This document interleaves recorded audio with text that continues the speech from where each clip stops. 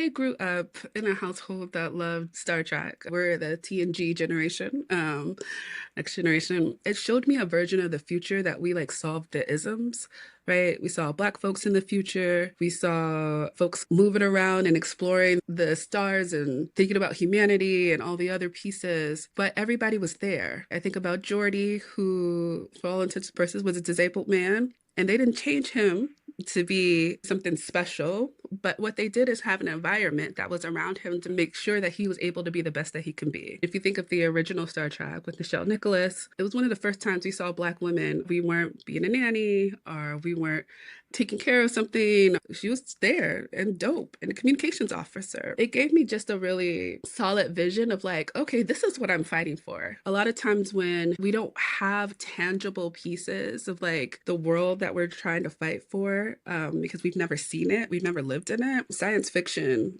gives us an opportunity to explore that in ways that we can't do in our own reality. Everything Norbese is saying is absolutely on point. My mom was a Trekkie, and so I got brought in on I guess on the reruns of the original series, TOS. I still continue to choose Star Trek because unlike a lot of other science fiction and fantasy, most of the other stuff is very dystopian. It is humanity at their worst.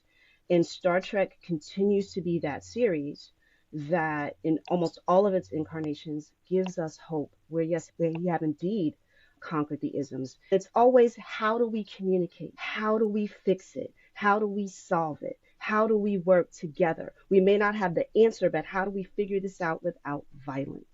I'm Star Trek all day, every day. Without apology and no disrespect to Star Wars or anything else, but this is where I plant my Starfleet Federation flag.